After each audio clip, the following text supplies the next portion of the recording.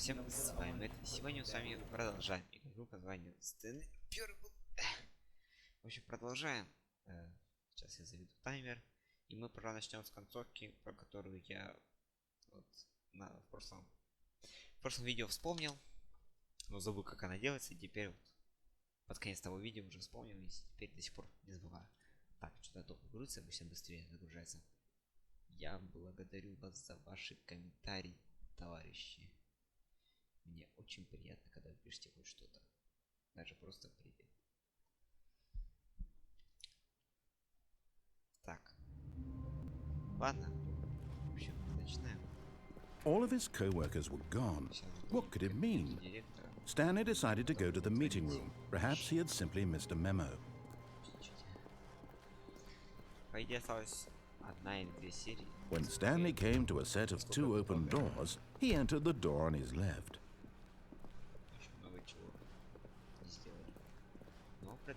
Yet there was not a single person here either. Feeling a wave of disbelief, Stanley decided to go up to his boss's office. Coming to a staircase, Stanley walked upstairs to his boss's office.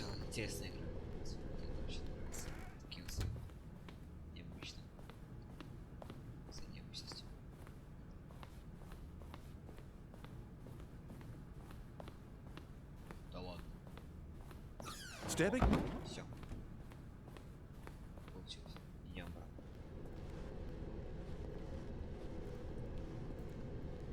Сейчас нам никто скажет ни слова. Потому что рассказчик думает, что мы в той комнате директора. Было бы интересно, если бы я приложил ухо к двери. То есть встал вот так вот к двери директора. И он об этом говорил, но кому-то было за дверь. Было бы интересно. Но я так делал, не получилось. Хотя все двери вновь открыты. Мы можем их спокойно пройти. Идем в самом начале. Все равно не помните. И вот дверь открыта. Самая ближняя к нашему кабинету. А вот наш кабинет закрыт. Так, входим. И загрузка. Загрузочка. Теперь ты можешь уйти. Не работает. Мы с другой стороны, то есть мы видим теперь наш офис со стороны окон. Хотя, по идее, если эти окна вывалится, мы пойдем в белую пустоту, но теперь мы видим все. Это технически вообще независимость. Мы провалились, а пришли.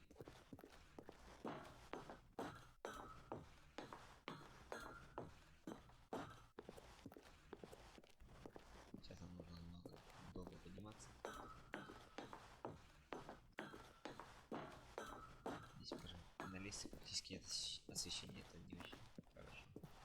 Можно споткнуться, не видно, куда идешь. Только вот эта красная лампочка освещается всю лестницу. Как, ну, конечно, такая лампочка не может осветить все, что тут висит. И иногда их даже нет. Благо, что мы все что-то видим. Так, нам остался один этаж на 760 минут. Жаль, что не все работают. Так, выход. Так, мы идем. Тут долго идет, опа, что-то открылось. Сзади у нас все еще проход. Мы доходим. И все. Только снизу почему-то какая-то полоса, там типа белый свет, а спереди почему-то какая-то заглушка. И все. Это вся концовка. Ну, мы по идее типа туда заходим, но как-то странно. То есть нам эту заглушку предлагают поставить туда какая-то полочка. Already this was uncomfortable, and Stanley decided that as soon as he found a new space he felt safe in, that he would never leave it again in his life. When Stanley came to a set of two open, this was not the correct way to the meeting room, and Stanley knew it perfectly well. Perhaps he wanted to stop by the employee lounge first, just to admire it. Ah, yes, truly a room worth admiring. But eager to get back to business, Stanley took the first open door on his left. Stanley was so bad at following directions, it's incredible he wasn't fired years ago. Look, Stanley, I think perhaps we've gotten off on the wrong foot here. I'm not your enemy, really, I'm not. I realize that investing your trust in someone else can be difficult, but the fact is that the story has been about nothing but you all this time. There's someone you've been neglecting, Stanley. Someone you've forgotten about. Please, stop trying to make every decision by yourself. Now, I'm not asking for me, I'm asking for her. This is it, Stanley. Your chance to redeem yourself, to put your work aside, to let her back into your life. She's been waiting. That's her, Stanley. You need to be the one to do this, to reach out to her. If you can truly place your faith in another, then pick up the phone. Как-то он это с каким-то выражением говорит. Так, мы взяли трубку. Мы сейчас еще вернемся. Oh, Stanley, is that you? Hold on, sweetie. Sorry to keep you waiting. I'm just pulling the bread out of the oven. All right. Okay, there we go. All right, now, I want you to come in and tell me all about your day. Кстати, голос такой же, как Gotcha. Oh, come on. Did you actually think you had a loving wife who'd want to commit their life to you? I'm trying to make a point here, Stanley. I'm trying to get you to see something. Come inside. Let me show you what's really going on here. Что это за бомбка? Sorry, but you're in my story now. Ах ты гнида. Гадина такая. Здорово. This is a very sad story about the death of a man named Stanley. Доброе утро, работник 427. Нажмите X на клавиатуре. Stanley is quite a boring fellow. He has a job that demands nothing of him, and every button that he pushes is a reminder of the inconsequential nature of his existence. Я не знаю, как стать, чтобы секунду было видно. Look at him there, pushing buttons, doing exactly what he's told to do. Now he's pushing a button. Now he's eating lunch. Now he's going home. Now he's coming back to work. One might even feel sorry for him, except that he's chosen this life. But in his mind, he can go on fantastic adventures. From behind his desk, Stanley dreamed of wild expeditions into the unknown, fantastic discoveries of new lands. It was wonderful. And each day that he returned to work was a reminder that none of it would ever happen to him. And so he began to fantasize about his own job. First, he imagined that one day while at work, he stepped up from his desk to realize that all of his co-workers, his boss, everyone in the building had suddenly vanished off the face of the earth. The thought excited him terribly.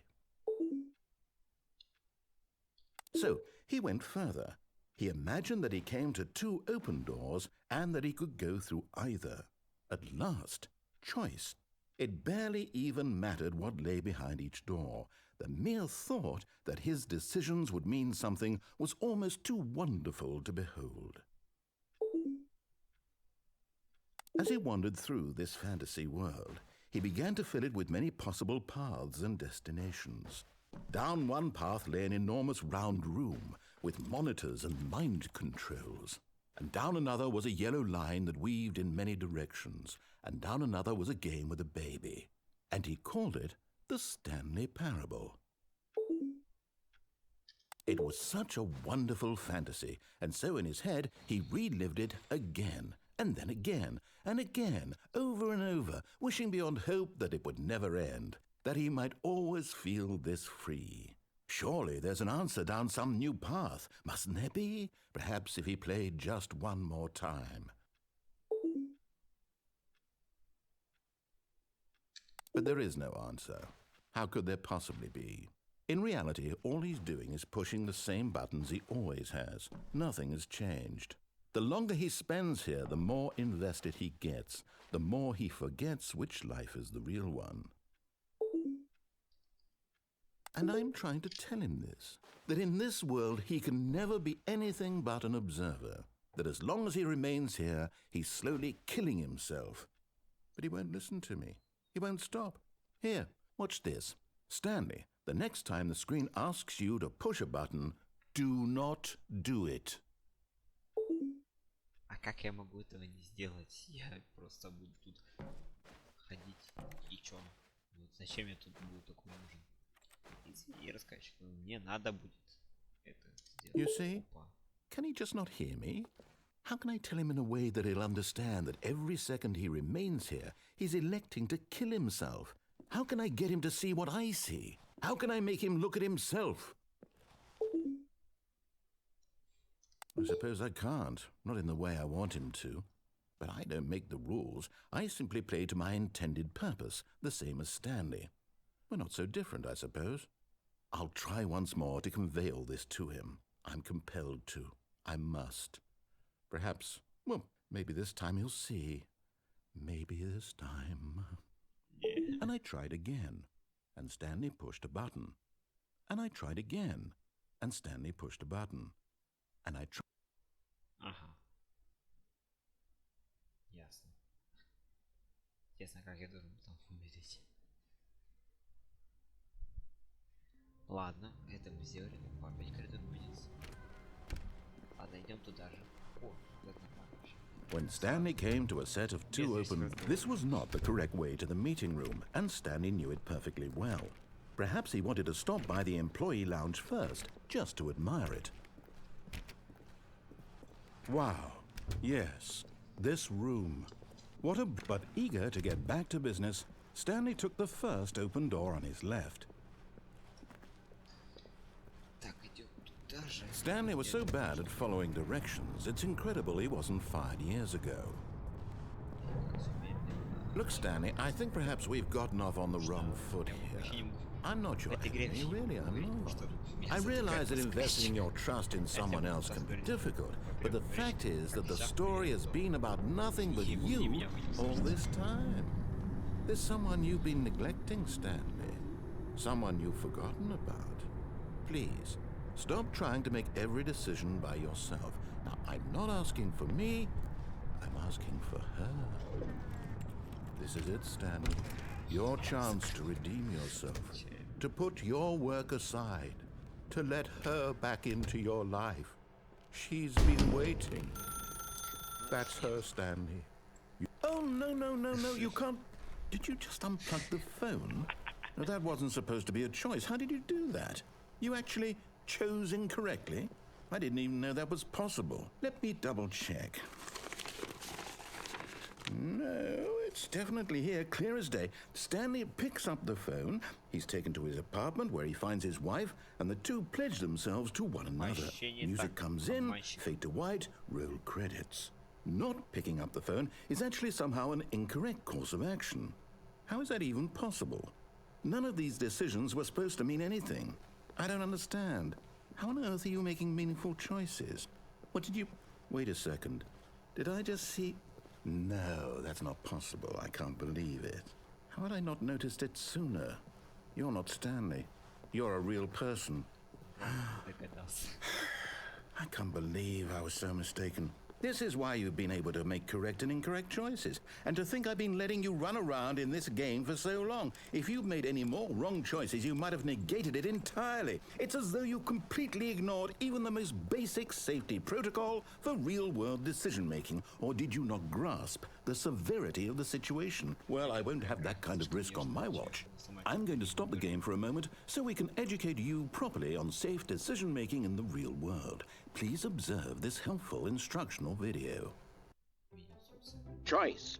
It's the best part of being a real person, but if used incorrectly can also be the most dangerous. For example, in this scenario, a hypothetical real person named Stephen has a choice. He could spend years helping improve the quality of life for citizens of impoverished third world nations. Or he could systematically set fire to every orphan living in a 30-kilometer radius of his house. Which choice would you make? Remember that unlike here, the real world makes sense, and at no time should you make a choice that does not conform to rational logic. If you find yourself speaking with a person who does not make sense, in all likelihood, that person is not real. Allow the person to finish their thought, then provide an excuse why you cannot continue talking. Turn to a partner and practice saying, "My goodness, is it 4:30? I'm supposed to be having a back, sack, and crack."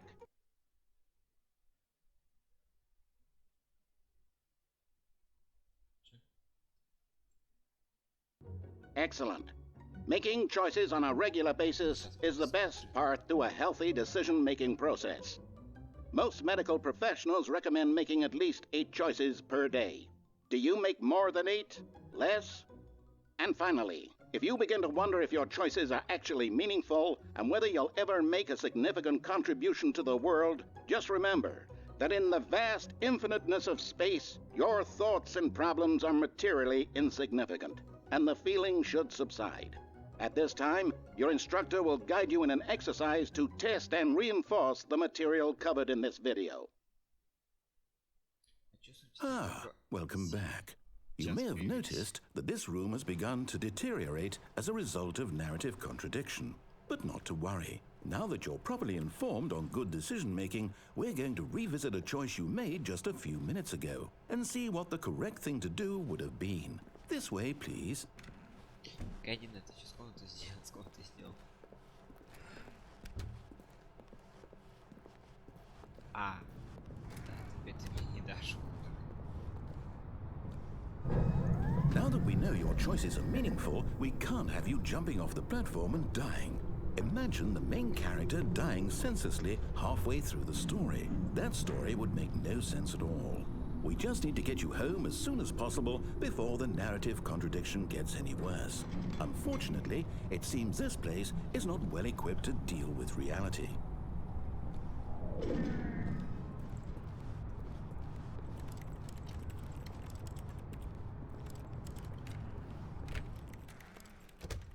А, то есть меня убрал. Ну ладно, обратно так обратно. Almost there. You'll take the door on the left, back to the correct ending, the story will have resolution once again, and you'll be home free in the real world.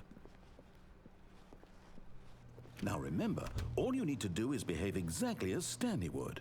That means choosing responsibly and always putting the story first. I'm quite sure you'll be up to the task. Just follow my lead and you'll be fine. All right. When Stanley came to a set of 2 open doors, he entered the door on his left. No! Why did you do that? Quickly, hurry back in the other direction. Perhaps we're not too late. Что я сделал? Капец, нифига. Нормально. Ладно, ладно, все. Будем считать, что мы этого не видели.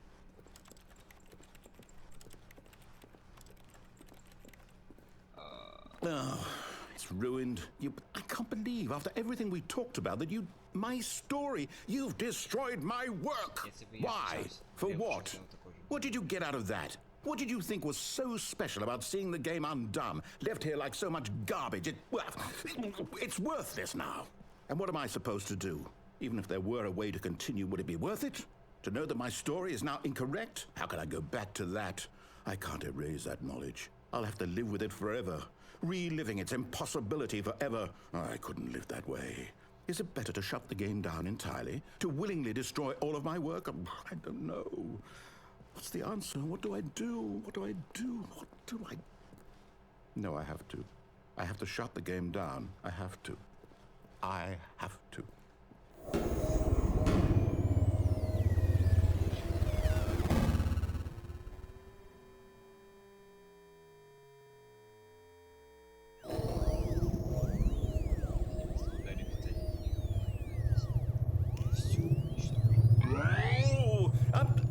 I'm here. I'm still here. Here in this pile of rubbish. With you. You. Who thought you were so clever. Now look where we are. My entire game is destroyed. It was the only thing in the world that was mine, and you've run it into the ground. What, did you think that would be funny? You just had to see? Didn't I impress upon you how important it was to be like Stanley? He actually knows how to do what I tell him to. He understands that if I say to do something, there's a damn good reason for it. That thought hadn't even occurred to you, had it? That there's a world outside of you? You're a child. Oh, my story. If you'd just gone through the door on the left, you would have seen it. There was a whole underground facility. You would have destroyed it and been victorious. It would have been so perfect. I worked so hard on it. I tried so hard. Behave exactly as Stanley would. That means choosing responsibly and always putting the story first. I'm quite sure you'll be up to the task. Just follow my lead and you'll be fine. All right.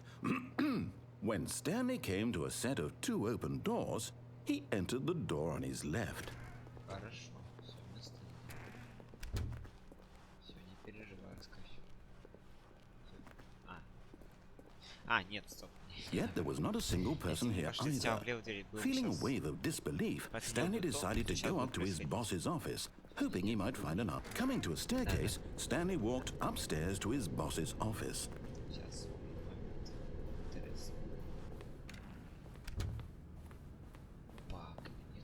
Stepping inside his manager's office, Stanley was once again stunned to discover not an indication of any human life.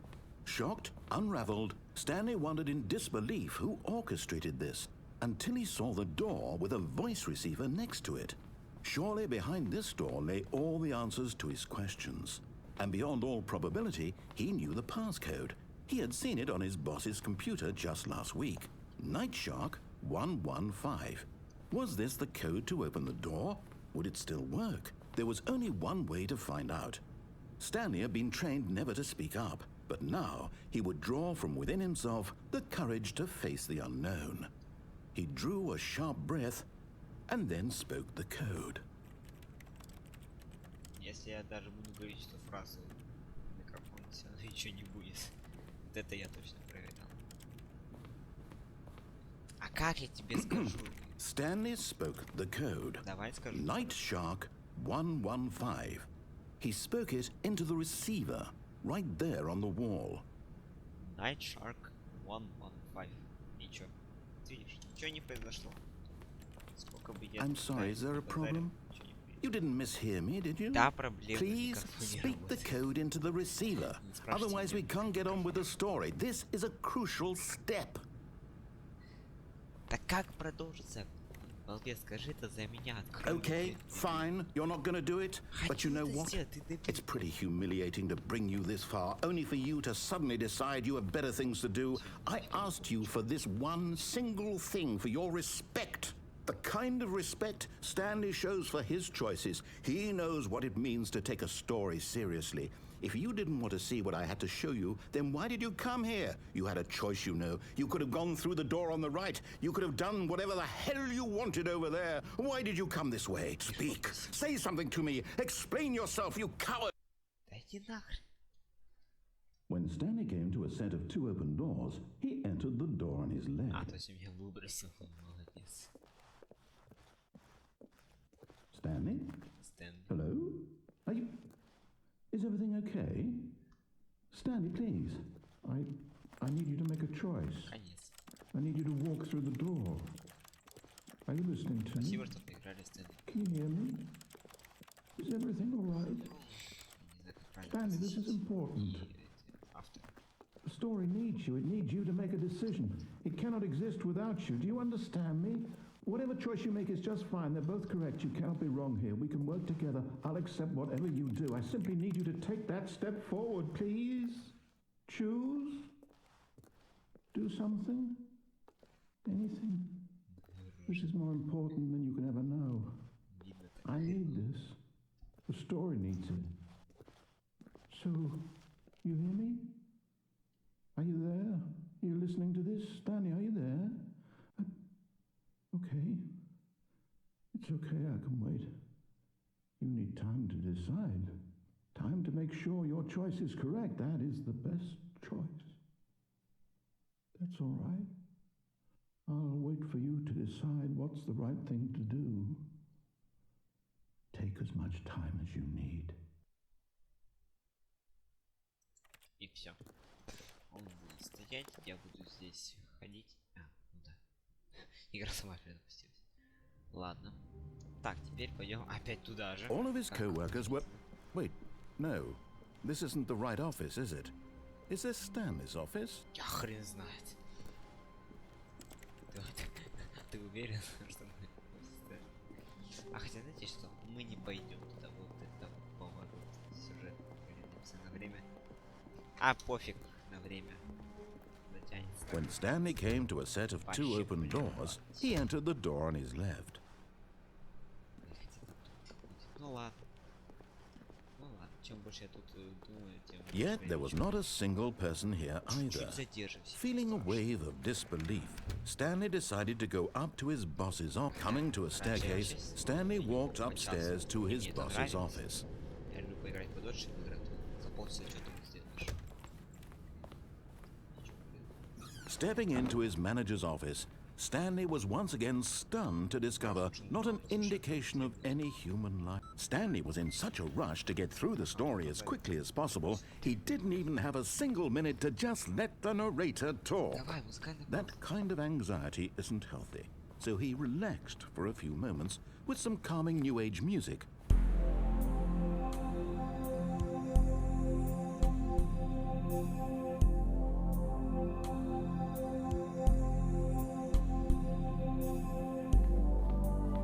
Feeling soothed and rejuvenated, Stanley calmly walked forward into the opened passageway.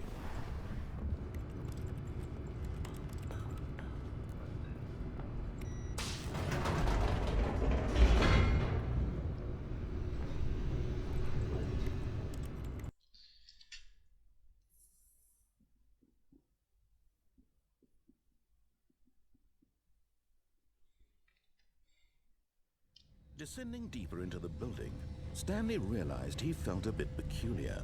It was a stirring of emotion in his chest, as though he felt more free to think for himself, to question the nature of his job. Why did he feel this now, when for years it had never occurred to him? This question would not go unanswered for long.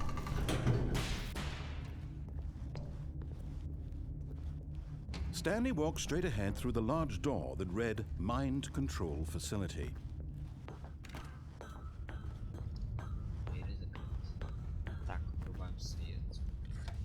The lights rose on an enormous room packed with television screens. What horrible secret did this place hold? Stanley thought to himself. Did he have the strength to find out?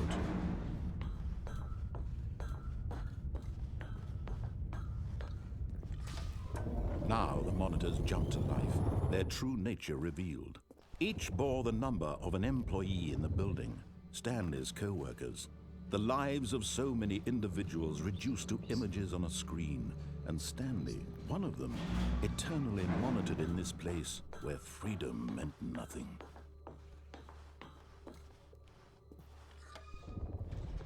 This mind control facility, it was too horrible to believe. It couldn't be true.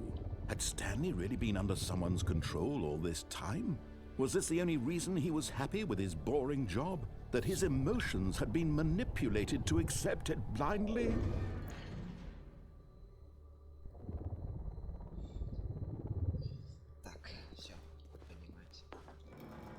No. He refused to believe it. He couldn't accept it. His own life in someone else's control? Never! It was unthinkable, wasn't it? Was it even possible? Had he truly spent his entire life utterly blind to the world? But here was the proof. The heart of the operation.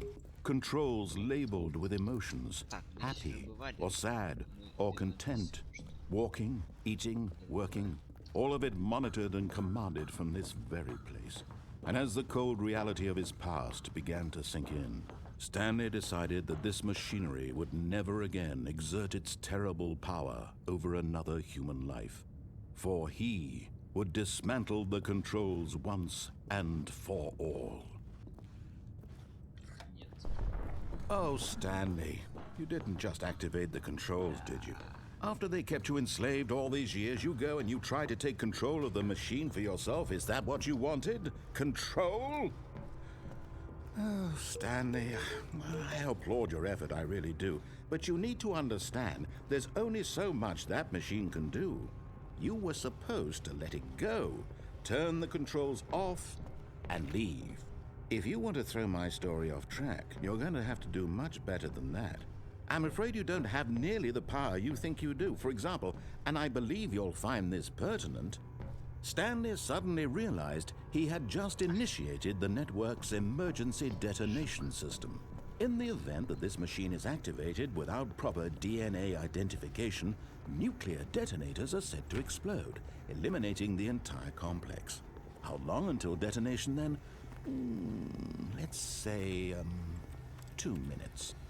Ah, now this is making things a little more fun, isn't it, Stanley? It's your time to shine. You are the star. It's your story now. Shape it to your heart's desires. Oh, this is much better than what I had in mind. What a shame we have so little time left to enjoy it. Mere moments until the bomb goes off. But what precious moments each one of them is. More time to talk about you, about me, where we're going, what all this means. I barely know where to start. What's that? You'd like to know where your co-workers are? A moment of solace before you're obliterated? All right, I'm in a good mood. You're gonna die anyway. I'll tell you exactly what happened to them. I erased them. I turned off the machine. I set you free. Of course, that was merely in this instance of the story. Sometimes when I tell it, I simply let you sit there in your office forever, pushing buttons endlessly and then dying alone. Other times, I let the office sink into the ground, swallowing everyone inside, or I let it burn to a crisp. I have to say this, though, this version of events has been rather amusing. Watching you try to make sense of everything and take back the control wrested away from you, it's quite rich. I almost hate to see it go. But I'm sure whatever I come up with on the next go-around will be even better. My goodness, only 34 seconds left. But I'm enjoying this so much. You know what? To hell with it. I'm going to put some extra time on the clock, why not? These are precious additional seconds, Stanley. Time doesn't grow on trees. Oh dear me, what's the matter, Stanley? Is it that you have no idea where you're going or what you're supposed to be doing right now? Or did you just assume when you saw that timer that something in this room was capable of turning it off? I mean, look at you. Running from button to button, screen to screen, clicking on every little thing in this room. These numbered buttons, no, these colored ones. Or maybe this big red button, or this door. Everything, anything, something here will save me. Why would you think that, Stanley? That this video game can be beaten? Won? Solved? Do you have any idea what your purpose in this place is? Stanley, you're in for quite a disappointment. But here's a spoiler for you. That timer isn't a catalyst to keep the action moving along. It's just seconds ticking away to your death. You're only still playing instead of watching a cutscene because I want to watch you for every moment that you're powerless. To see you made humble. This is not a challenge. It's a tragedy. You wanted to control this world, that's fine. But I'm going to destroy it first, so you can't. Take a look at the clock, Stanley. That's 30 seconds you have left to struggle. 30 seconds until a big boom and then nothing. No ending here, just you being blown to pieces. Will you cling desperately to your frail life, or will you let it go peacefully? Another choice. Make it count, or don't. It's all the same to me, all a part of the joke. And believe me, I will be laughing at every second of your inevitable life from the moment we fade in until the moment I say happily ever after. Все, меня взорвали. Просто потом сказали то, что эта машина не включилась, а включилась программа самоуничтожения. Ну что ж, пора бы уже на это закончить. Сельская все будет уже заключительное. Ну, а пока что мне осталось сказать лишь одно. Если это видео вам понравилось, то ставьте лайк и подписывайтесь на канал. Если это видео какие-то вам не понравилось, то обязательно напишите комментарий. Каким же мне будет очень интересно. Также, если вы не хотите пропускать видео, нажмите на колокольчик. Вот это все это. Всем спасибо за просмотр. Всем